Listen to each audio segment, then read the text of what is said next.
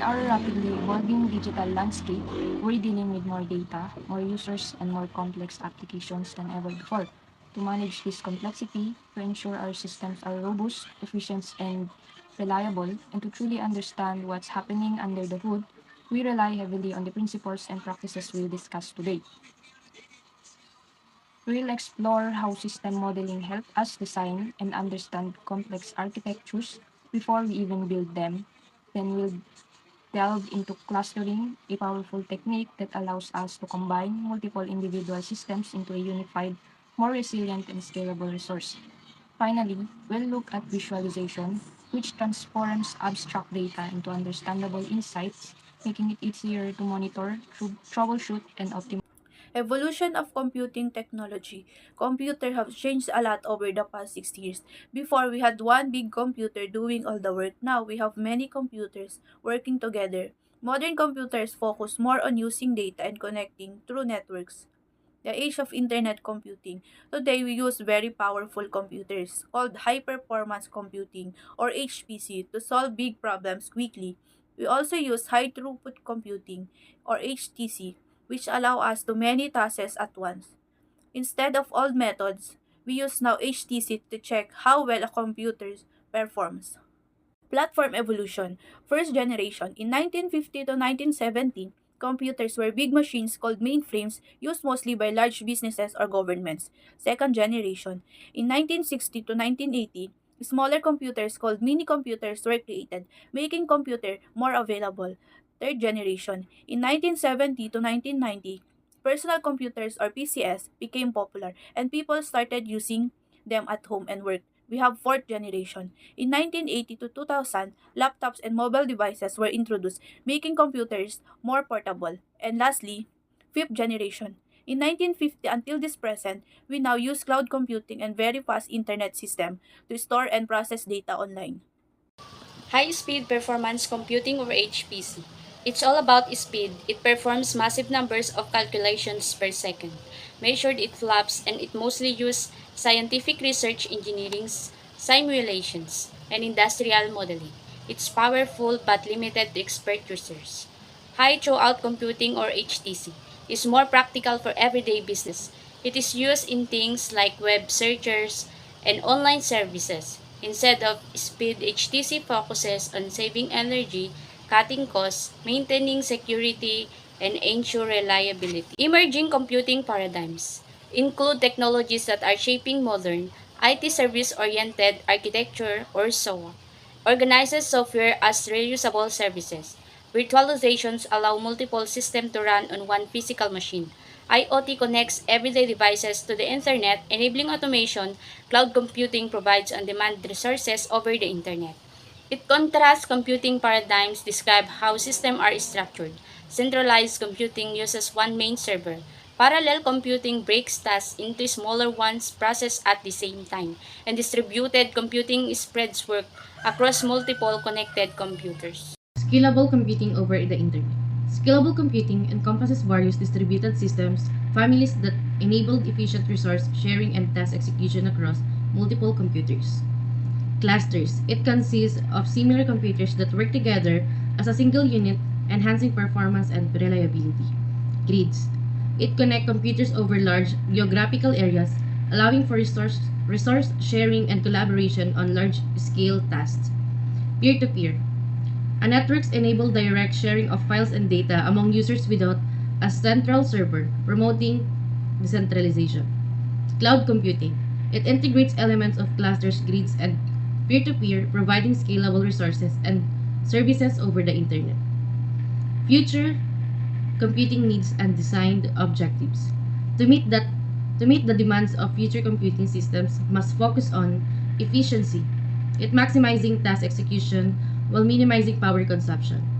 Dependability, it ensuring reliability and high quality service. Adaptation, managing billions of requests and vast amount of data seamlessly. Flexibility, adapting to diverse workloads and business requirements. Virtualization structures, tools, and mechanisms. Before virtualization, the operating system directly managed the physical hardware of a computer. With virtualization, a layer is introduced between the hardware and the operating system, transforming physical resources into virtual components. This allows for better resource management, isolation, and scalability, enabling multiple virtual machines to run on a single physical machine. Hypervisor architecture. A hypervisor lets many operating systems run on one machine. It sits between the hardware and the OS. So, a hypervisor is a special software that allows multiple operating systems to run on a single physical computer at the same time. So, each operating system runs inside the own virtual machine or VM. So, how does it work? The hypervisor sits with the hardware like CPU and the RAM storage. And the operating system, it's divided as shares the computer's real hardware. So resources like processor, memory, and storage to create virtual resources. Zen architecture. Zen is a microkernel hypervisor, type 1 hypervisor, meaning it is small and runs directly on hardware. It doesn't have hardware drivers, instead a special guest OS called DOMO manage the hardware. Main parts of Zen architecture. First, hypervisor. Manage resources. Example, CPU, memory, and so on. Number 2, kernel. Runs inside each guest OS. Number 3, application. Software that runs in the guest OS. Several classes of VM architectures. Binary translation with full virtualization. Hardware virtualization can be classified into two categories. Full virtualization does need change to the host OS. Number 1, full virtualization uses a software layer to manage instruction between the host and guest system. Number 2, host-based virtualization runs on top of regular operating system. Virtualization structures, tools, and mechanics. Full virtualization. Safe instructions run directly on the hardware. Risky ones are catched and handled by the virtual machine monitor. This keeps the system secure but may slow things down a bit.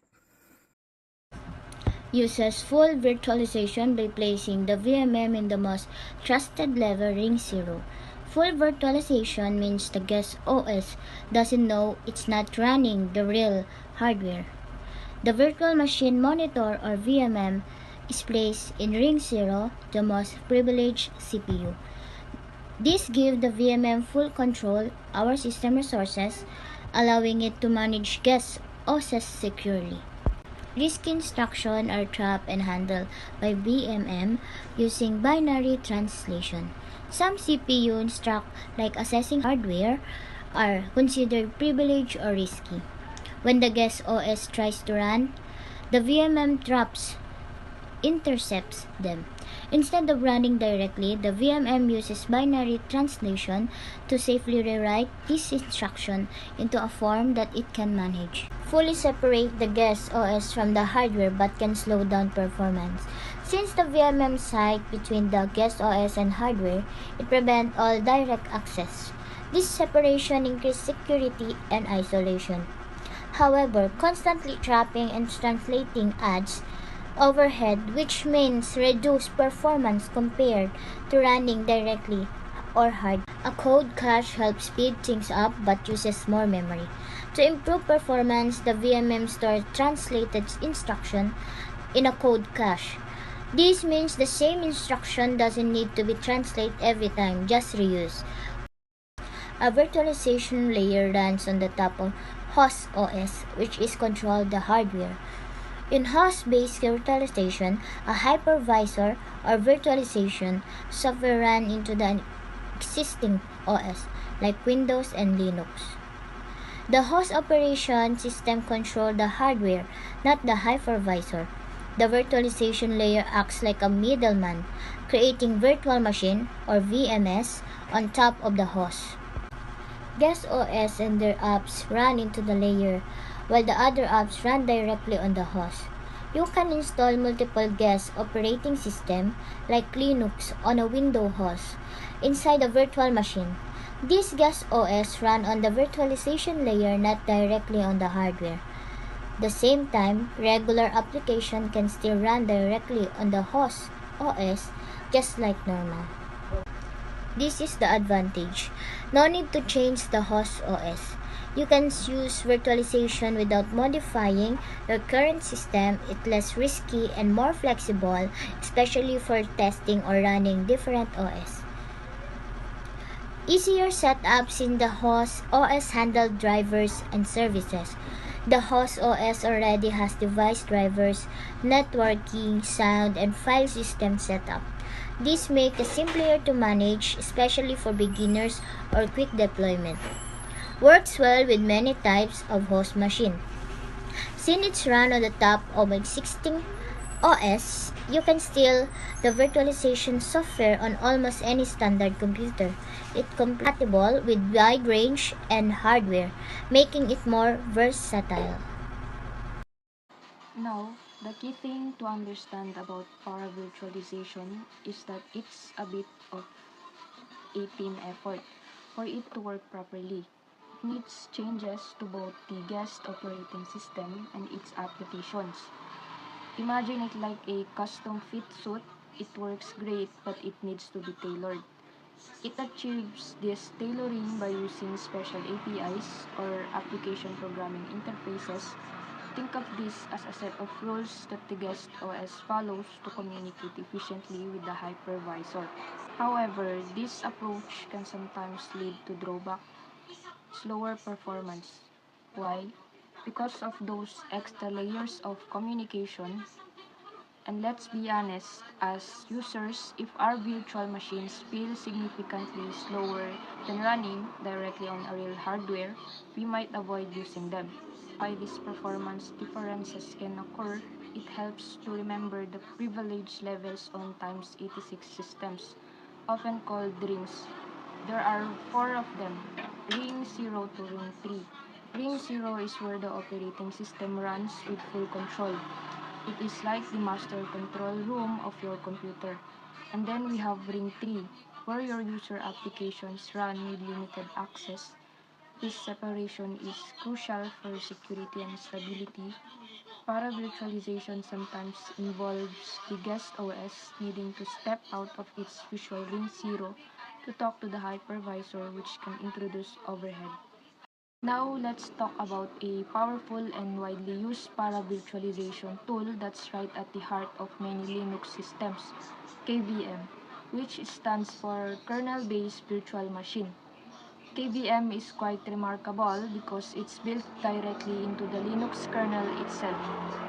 Starting way back in version 2.6.20, this means it's not some separate application you install, it's an integral part of how Linux can manage virtualization. So what makes it so efficient? It uses Linux's own memory and task management to run virtual machines.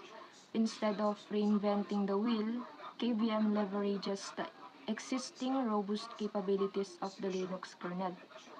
This makes it incredibly lightweight. You can think of KVM as a lightweight hypervisor. Unlike some traditional hypervisors that try to manage all the hardware, KVM focuses on efficiently managing each individual virtual machine. It's like a dedicated conductor for each orchestra rather than one conductor trying to manage multiple orchestras at once. And here's a huge advantage. KVM supports hardware-assisted virtualization. This is crucial because it means it can run unmodified operating systems like Windows, various Linux distributions, and even Unix. You don't need to tweak or special build your guest OS for KVM to work, which makes it incredibly versatile and user-friendly. So, in essence, KVM gives you the best of both worlds, the efficiency of being deeply integrated with the kernel, and the flexibility to run a wide range of operating systems without modification. It's a cornerstone of modern virtualization, especially in the Linux world.